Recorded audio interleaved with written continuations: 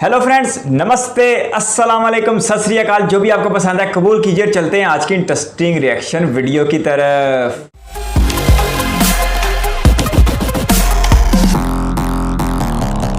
नमस्कार दोस्तों, चाइना और ताइवान के बीच में लगातार तनाव बढ़ता जा रहा है। चाइनीज मिलिट्री ताइवान के चारों तरफ मौजूद समुद्र में मिलिट्री ड्रिल्स करने लग रही है। मिसाइल्स की टेस्टिंग करी जा रही है। चाइनीज फाइटर जेट्स ताइवान की एयर स्पेस में इंट्रूड करने लग रहे हैं। साइबर अटैक्स किए जा रहे हैं ताइवान की सरकारी वेबसाइट्स पर। और ये सब होता देख ताइवान के फॉरेन मिनिस्टर का कहना है कि ये सारी चीजें चाइना के गेम प्लान का एक हिस्सा है। कौन सा गेम प्लान? ताइवान को इन्वेड करने का गेम प्लान। ये सारी चीजें इसलिए हो रही हैं क्योंकि चाइना ताइवान को एक अलग देश मानता ही नहीं है। चाइना मानता है कि ताइवान चाइना का ही हिस्सा है और इसीलिए चाइनीज सरकार का कहना है या तो शांति से हम रीयूनिफाई हो जाए, नहीं तो जबरदस्ती करके हम ताइवान को अपने देश का हिस्सा बना लेंगे। आइए समझने की कोशिश करते हैं इन दोनों देशों के बीच में चल रहा ये विवाद और इनका इतिहास आज के इस वीडियो में। China conducted military drills around Taiwan. Coming one day after Nancy Pelosi paid a visit. The trip and reached Beijing. And meanwhile, the Chinese authorities announced that they're going to conduct live fire shooting drills for 10 days. The Chinese government cannot dictate who can come and who cannot come. Taiwan was never a part of the People's Republic. वैसे तो China और Taiwan का issue बहुत पुराना है दोस्तों, लेकिन अभी जो क्राइसिस दोबारा से खड़ी हुई है इसमें अमेरिका की इन्वॉल्वमेंट है। स्पेसिफिकली कहा जाए तो ये पूरी चीज शुरू हुई नैन्सी पेलोसी नाम की एक अमेरिकन पॉलिटिशियन से। नैन्सी पेलोसी एक सीनियर अमेरिकन पॉलिटिशियन है और साल 2019 से ये यूएसए के हाउस ऑफ रिप्रेजेंटेटिव्स की स्पीकर भी रही हैं। अब house of representatives basically Lok Sabha के बराबर समझ लो, तो ये अमेरिका की लोकसभा की स्पीकर है। अब ये एशिया में कुछ देशों के दौरे पर जा रही थी और कई हफ्तों से ही लोग ऑलरेडी स्पेकुलेट किए जा रहे थे कि क्या ये अपनी विजिट में ताइवान भी होकर आएंगी। किसी बड़े अमेरिकन पॉलिटिशियन के लिए ताइवान जाना एक बहुत बड़ी बात है क्योंकि वो बेसिकली ये मान रहे हैं कि ताइवान अपना एक इंडिपेंडेंट देश है और ये चीज चाइना को बिल्कुल भी पसंद नहीं आती। तो चाइनीज सरकार ने एक्चुअली में कई वार्निंग्स दी थी नैन्सी को कि वो ताइवान ना जाएं। In fact Chinese dictator Xi Jinping ने तो ये तक भी कह दिया था, आग में हाथ डालोगे जल जाओगे।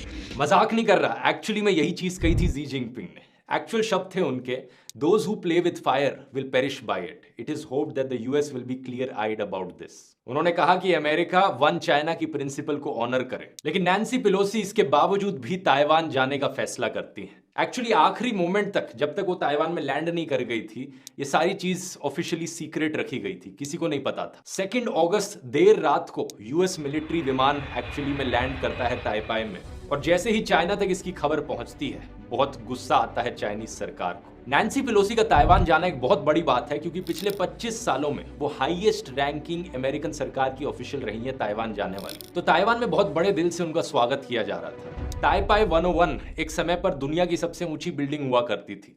इस बिल्डिंग पर मैसेजेस चमक रहे थे नैन्सी का स्वागत करते हुए। ताइवान के फॉरेन मिनिस्टर जोसेफ वू ने इन्हें ग्रीट किया और इन्होंने कहा कि अमेरिकन सॉलिडारिटी ताइवान के साथ आज के दिन और भी ज्यादा इंपॉर्टेंट बन चुकी है। पूरी दुनिया में हमें एक चॉइस देखने को मिलती है डेमोक्रेसी और ऑटोक्रेसी के बीच में। इसके रिस्पॉन्स में चाइनीज कम्युनिस्ट पार्टी ने बड़ी स्ट्रॉन्ग स्टेटमेंट निकाली और कहा कि अगर ताइवान किसी भी तरीके से आजाद होने की कोशिश करेगा तो ये आजादी का सपना चकनाचूर हो जाएगा चाइनीज लोगों की पावरफुल फोर्स की वजह से। ये कहने की बातें हैं एक्चुअली में, क्योंकि रियलिटी में आज के दिन ताइवान पूरे इंडिपेंडेंट कंट्री की तरह ही फंक्शन करता है।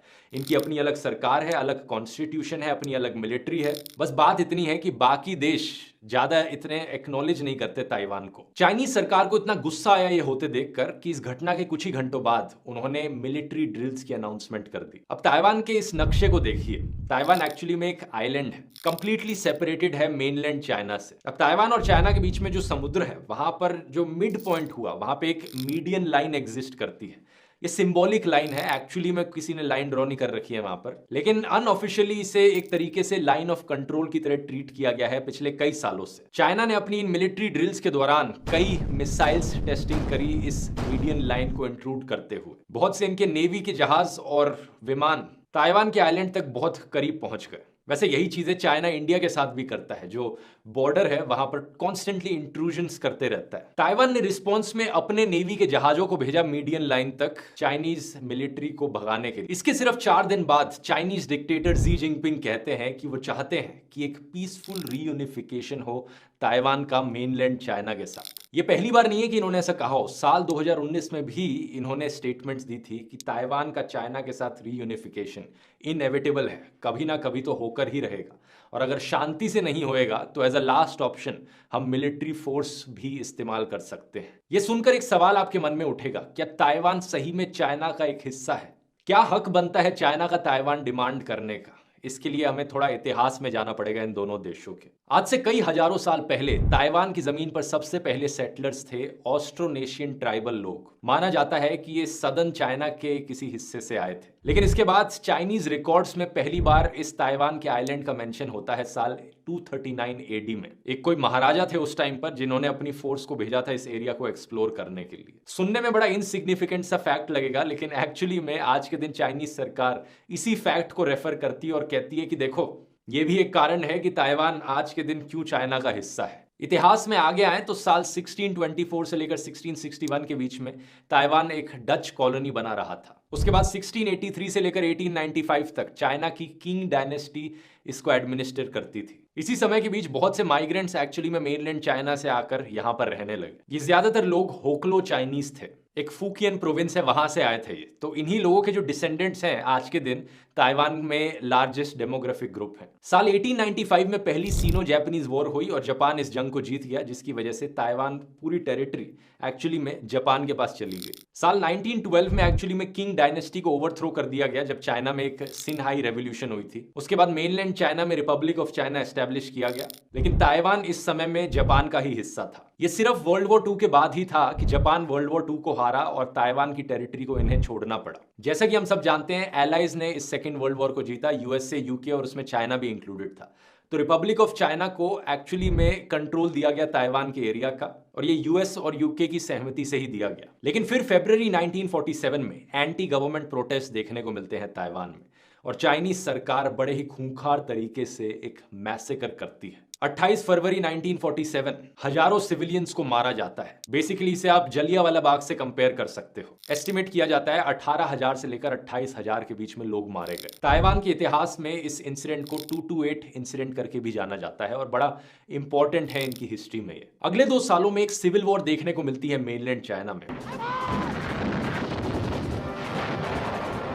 और उस वक्त के जो लीडर थे वहां पर चियांग काई शेक, उन्हें हरा दिया जाता है माओ जेडोंग की कम्युनिस्ट आर्मी के द्वारा। चियांग काई शेक की जो पार्टी थी KMT, कुओमिंटांग, ये खुद इनके कुछ सपोर्टर्स जो करीब 1.5 मिलियन लोग थे, ये मेनलैंड चाइना छोड़कर भाग जाते हैं ताइवान में साल 1949 में। ताइवान के आइलैंड पर इनकी KMT की सरकार और इनके सपोर्टर्स अपनी एक नई सरकार खड़ी करते हैं, जिसे गवर्नमेंट इन एग्जाइल कह सकते हैं। अगले 25 सालों तक इनकी अलग सरकार रहती है ताइवान में, और इसके बाद इनके बेटे चियांग चिंगकुओ गद्दी पर बैठते हैं। अब बात कुछ ऐसी है कि इनकी KMT की सरकार एक टाइम पर पूरे चाइना को रूल किया करती थी, लेकिन फिर वो माओ जेडोंग के अंदर कम्युनिस्ट लोग आए, उन्होंने इन्हें ओवरथ्रो कर दिया मेनलैंड चाइना से, और ये ताइवान पर रिस्ट्रिक्टेड हो गए। लेकिन क्योंकि ये एक टाइम पर पूरे एरिया को रूल करते थे, तो काफी टाइम तक इनकी जो ताइवान की ये गवर्नमेंट इन एग्जाइल थी, ये क्लेम करती थी कि पूरा चाइना इनका है और एक ना एक दिन ये पूरे चाइना को वापस हासिल कर लेंगे। अब 1960s-70s में थोड़ा आपको कॉन्टेक्स्ट समझना पड़ेगा। जमाना था कोल्ड वॉर का,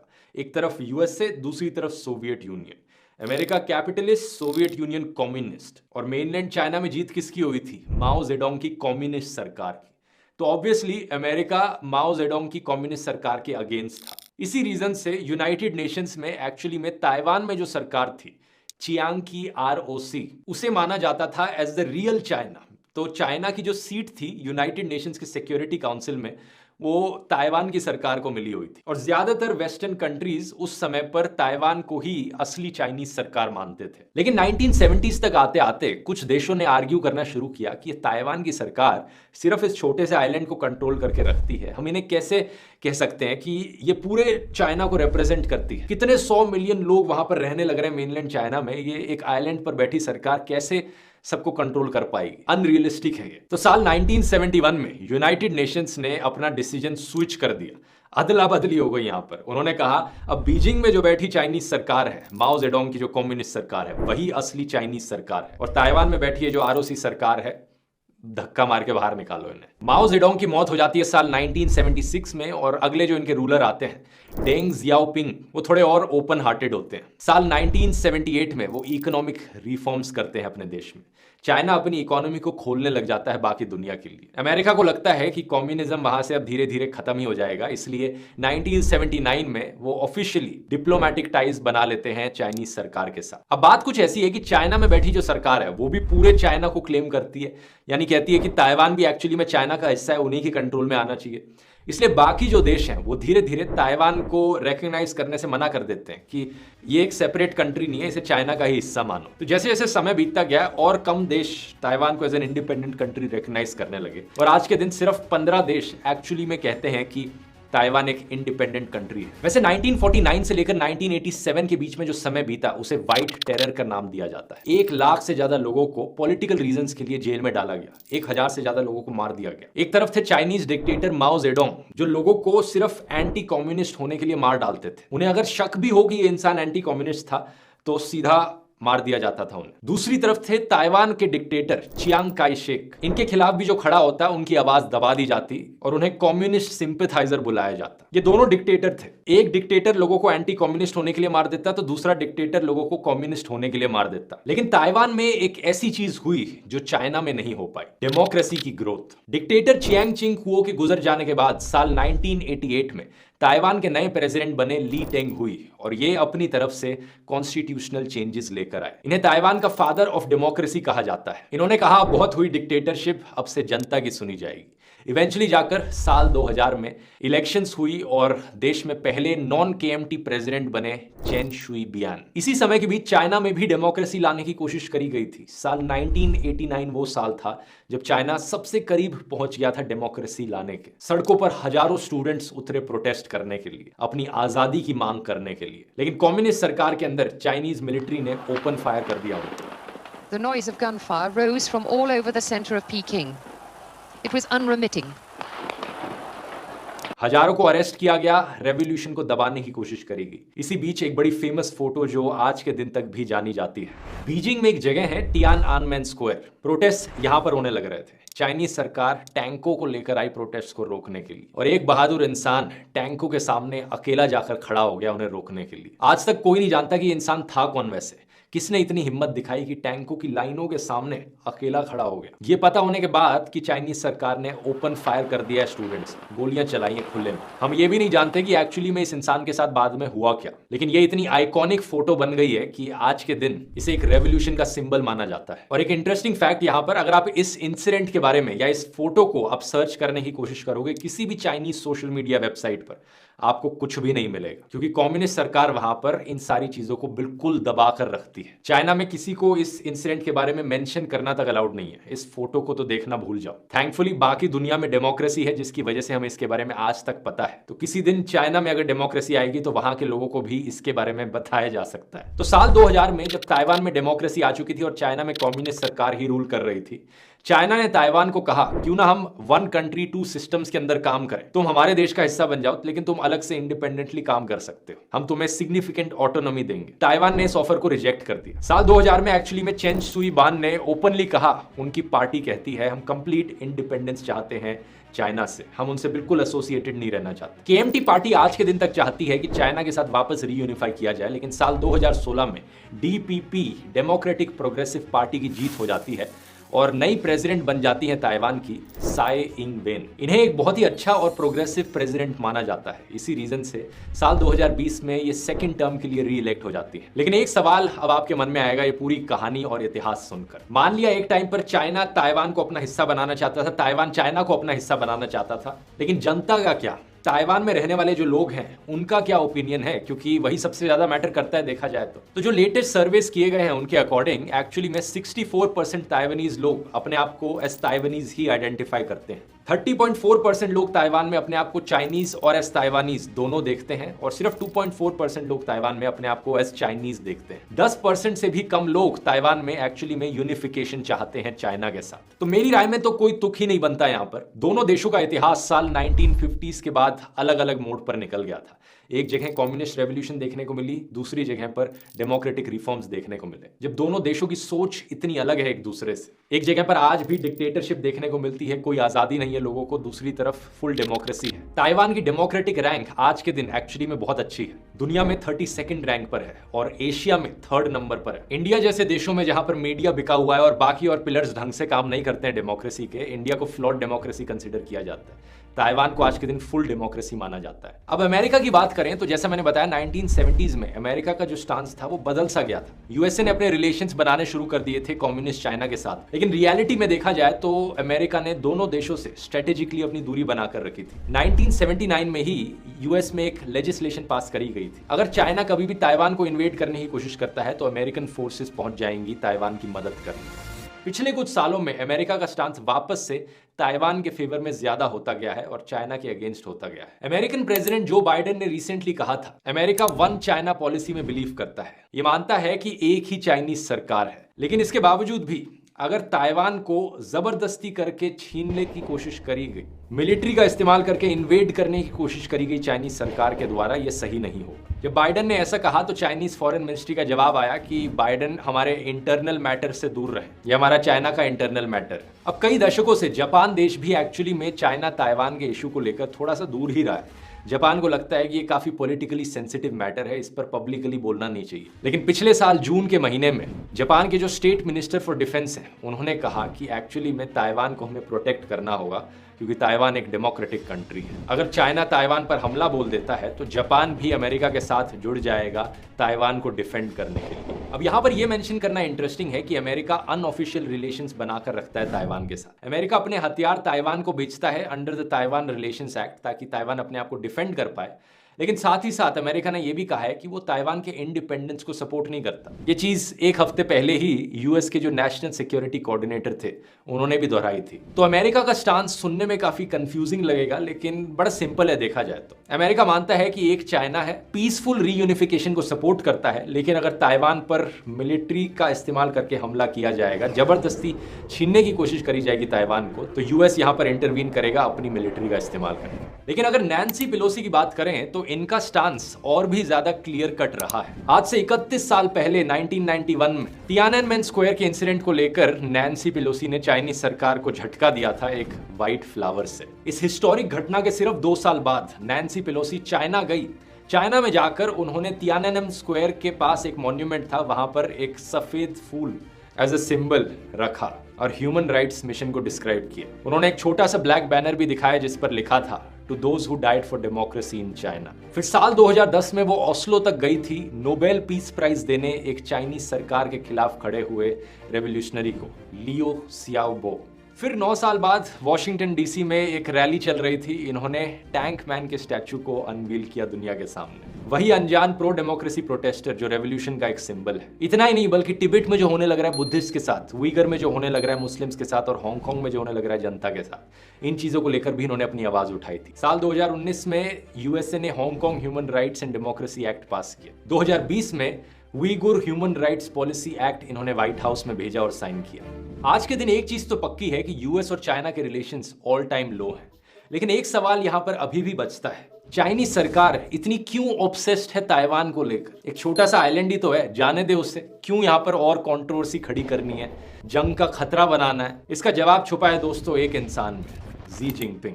2018 में चाइनीज सरकार ने एक ऐसा कानून पास किया था कि प्रेसिडेंट के लिए जो 2 टर्म की लिमिट होती है अब उसे हटा दिया जाएगा। इसका मतलब यह था कि शी जिनपिंग तीसरी टर्म के लिए अब प्रेसिडेंट बन सकते थे। पिछले 10 सालों में शी जिनपिंग ने अपने ओपोनेंट्स को पूरी तरीके से खत्म करने की कोशिश करी है। जो भी इनके खिलाफ खड़ा होता उनकी आवाज दबाने की कोशिश करी है। कम्युनिस्ट पार्टी में इन्होंने अपनी खुद की एक आइडियोलॉजी इंट्रोड्यूस करी है, अपना एक ब्रांड। जबरदस्त प्रोपेगेंडा और सेंसरशिप का इस्तेमाल करके इन्होंने नेशनलिज्म के नाम पर अपना एजेंडा फैलाया है और चाइना में जनता को अपने इशारों पर नचाया है। लेकिन इन सब चीजों के बावजूद भी चाइना में इकोनॉमिक क्राइसिस देखने को मिली। एवरग्रांडे क्राइसिस जिसके ऊपर मैंने अलग से वीडियो बनाया था, फिर कोल क्राइसिस आई, फिर एक भयानक लॉकडाउन ढेर सारी प्रॉब्लम्स देखी जा रही हैं चाइना के अंदर। लोग पैसे विड्रॉ नहीं कर पा रहे अपने बैंक से, अनएम्प्लॉयमेंट बढ़ रही है और देश में इकोनॉमी को लेकर बहुत सी प्रॉब्लम्स हैं। और कुछ ही महीनों में 20th नेशनल कांग्रेस होने वाली, यहाँ पर जी जिनपिंग को लड़ना है अपना टेन्योर एक्सटेंड कराने के लिए और अपनी गद्दी बनाए रखने के लिए। और ऐसे केस में अपनी इमेज बिल्डिंग करने के लिए किन चीजों का इस्तेमाल कर रहे हैं, इसका जवाब राहत इंदौरी के शेर में छुपा है। सरहदों पर बहुत तनाव है क्या, कुछ पता करो कहीं चुनाव है क्या। यही मसल फ्लेक्सिंग हमें एक और वर्ल्ड लीडर में देखने को मिली थी, रशियन डिक्टेटर व्लादिमीर पुतिन, और सेम चीज जी जिनपिंग के साथ देखने को मिल रही है। तो जैसे यूक्रेन में जो क्राइसिस है वो पुतिन और यूक्रेन की वॉर है, सिमिलरली चाइना और ताइवान के बीच में जो आज चलने लग रहा है वो जी जिनपिंग और ताइवान के बीच की टेंशन। रशिया यूक्रेन में जो वॉर चलने लग रही है उसको लेकर तो चलो फिर भी बाकी देशों ने किसी ना किसी तरीके से मैनेज कर लिया है, रशिया से आ रहे इंपोर्ट से इतना बड़ा असर नहीं पड़ा। लेकिन अगर सेम चीज चाइना और ताइवान के बीच में होने लग गई तो इसका असर पूरी दुनिया पर भयानक तरीके से देखने को मिलेगा। कहीं ज्यादा और सामान चाइना और ताइवान एक्सपोर्ट करते हैं बाकी दुनिया को। दुनिया भर में कई इंडस्ट्रीज इन दोनों देशों पर रिलाय करती हैं। इंडिया के बॉर्डर्स चाइना के साथ है और अगर एक्चुअली में मिलिट्री का इस्तेमाल करके यूएस और जापान भी इंटरवीन कर जाएंगे तो हो सकता है रशिया चाइना को बैक करने लग जाए और फिर यूरोप यूएसए और जापान को बैक करने लग जाए। ऐसे केस में वॉर और बड़ी हो सकती है अगर चाइना यहाँ पर सही में कोई मिलिट्री एक्शन लेता है ताइवान के खिलाफ। अगर आपने मेरा फर्स्ट वर्ल्ड वॉर वाला वीडियो देखा है तो आप जानते होंगे कि कैसे फर्स्ट वर्ल्ड वॉर की शुरुआत हुई थी, सिर्फ कुछ अलायंसेस और मिलिटराइजेशन की वजह से। उम्मीद यही है कि इस बारी ये गद्दी पर बैठे पॉलिटिशियंस थोड़े और सेंसिबल होंगे और पूरी दुनिया को एक और वॉर में नहीं धकेलेंगे। बहुत बहुत धन्यवाद। ताइवान चाइना का अंदरूनी मामला है। चाइना इस बात को दुनिया के कई एक फोरम्स के ऊपर कई बार दोहरा चुका है, लेकिन उसके बावजूद अमेरिका की इशारांगेजियां ख़त्म होने का नाम नहीं ले रही। और 2 अगस्त को जो पेलोसी आई थी ताइवान के दौरे पर, उससे पहले ही चाइनीज़ इंटेलिजेंस को खबर हो गई थी और ये जो चाइना के सदर ने कहा था कि आग से खेलोगे तो जल जाओगे, तो ये खबर 31 जुलाई या 1 अगस्त की है, यानी कि उनके ताइवान से आने के पहले किया। लेकिन उसके बावजूद अमेरिकी हुकाम की तरफ से उन्हें पूरे प्रोटोकॉल के साथ भिजवाया गया। तो इसका यही साफ साफ मतलब है कि अमेरिका इस खित्ते में एक बार फिर जंग देखना चाहता है और जिस भी खित्ते में अमेरिका की मुदाखलत बढ़ेगी वहाँ पर यकीनी तौर पर अमन व अमान को ख़तरात लाहक हो जाएंगे। चाइना की तरफ से ताइवान के मामले को हमेशा हसास मामला लिया गया है और अक़वाम मुत्तहिदा में भी देखा जाए तो अक़वाम मुत्तहिदा का किरदार भी इसके ऊपर बड़ा वाज़ेह है कि यूनाइटेड नेशन भी ताइवान को चाइना का हिस्सा मानता है और यूनाइटेड नेशन भी चाइना की वन चाइना पॉलिसी को मानता है। खुद अमेरिका ने 1972 में 1972 में इस बात को मान लिया था कि दुनिया में सिर्फ एक ही चाइना जिसे पीपल्स रिपब्लिक ऑफ चाइना कहा जाता है, जो मरकज़ी चाइना है। और जो ताइवान अपने आप को रिपब्लिक ऑफ चाइना कहता है उसकी कोई कानूनी हैसियत नहीं है आलमी बरादरी की सतह पे। यही वजह है कि आज दुनिया में सिर्फ 14-15 ममालिक ऐसे हैं जो ताइवान को बतौर एक आज़ाद मुल्क के मानते हैं और ये 14-15 ममालिक भी बहुत महदूद दर्जे के हैं। साउथ अमेरिका के ममालिक हैं, ये ग्वाटेमाला है, सेंट लूसिया, हेटी, ये बड़े मुख्तसर से ममालिक हैं। इन ममालिक की इतनी ज़्यादा अहमियत नहीं है और इनके मानने या ना मानने से भी इतना ज़्यादा फ़र्क नहीं पड़ता। चाइना ये वाज़ेह कर चुका है कि वो किसी सूरत भी ताइवान को अपने हाथ से नहीं जाने देगा और अगर ये सारे मामला मुज़ाकरात के ज़रिए अमन के साथ हल ना हुए तो फिर चाइना आखिरी हरबे के तौर पर एक फ़ौजी ऑपरेशन करेगा और अपने इस खित्ते को अपनी मरकज़ी ज़मीन के साथ मिला लेगा।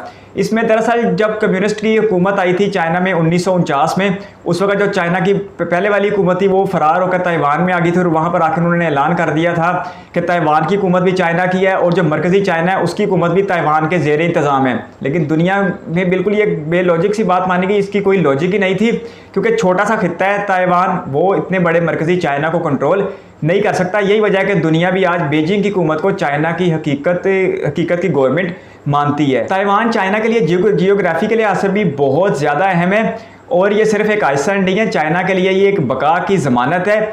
चाइना किसी तौर भी नहीं चाहेगा कि ताइवान में अमेरिकी मुदाखलत इतनी ज़्यादा बढ़े कि वो चाइना की सरहदों के लिए ही खतरा बन जाए। यही वजह है कि चाइना ने ताइवान को आंखें दिखाने के लिए कुछ फ़ौजी हरकत भी की हैं और फ़ौजी मशक़ें भी की हैं। जिस तरह के वीडियो में कह रहे थे, जो एक लाइन है दोनों ममालिक के दरमियान, एक फ़र्जी लाइन, उसको चाइना की बहरिया ने और चाइना की फ़ज़ाइया ने कई एक बार उसकी खिलाफवर्जी की है। ताइवान की तरफ से भी रिस्पॉन्स दिया गया लेकिन वो इतना ज़्यादा नहीं है कि ताइवान की आर्मी जो चाइना की आर्मी का मुकाबला कर सके।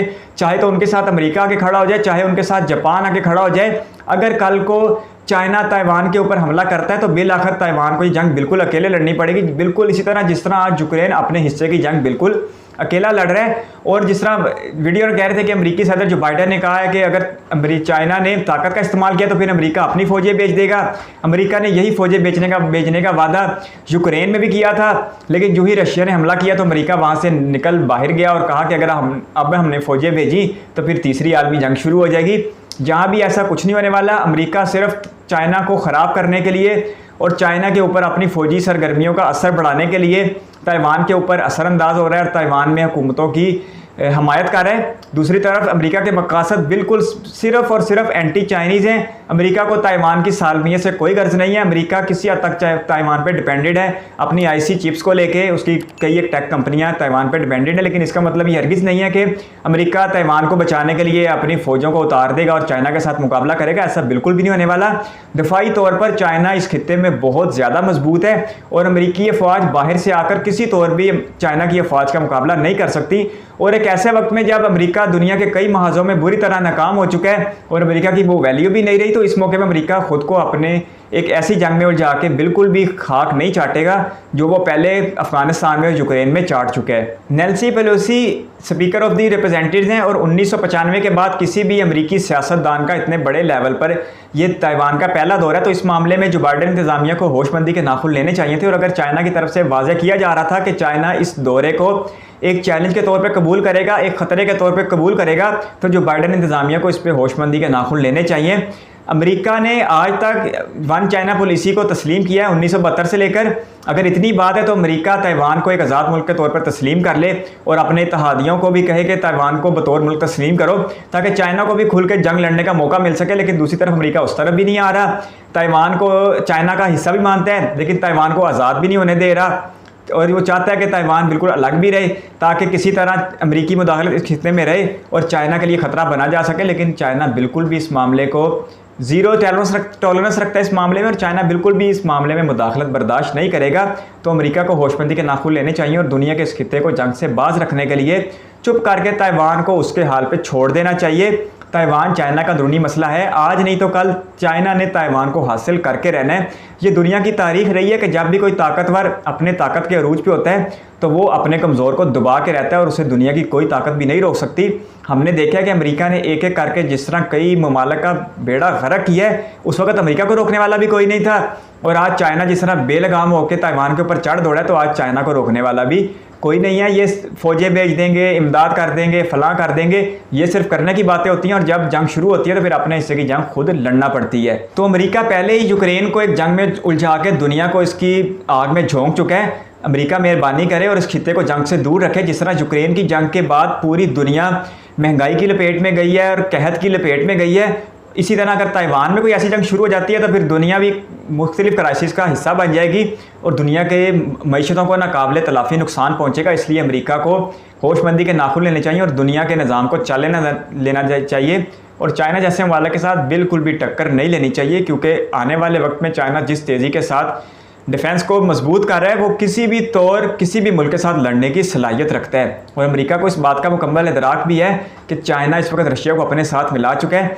जिस तरह रूस यूक्रेन जंग के ऊपर चाइना रूस के साथ खड़ा हुआ है, इसी तरह ताइवान की अगर जंग होती है तो रूस चाइना के साथ खड़ा हो जाएगा और फिर दुनिया फिर से दो धड़ों में तकसीम हो जाएगी और कहीं ना कहीं फिर तीसरी आलमी जंग की सूरत निकल आएगी जो दुनिया के लिए तबाही के पैगाम के सिवा कुछ नहीं होगी।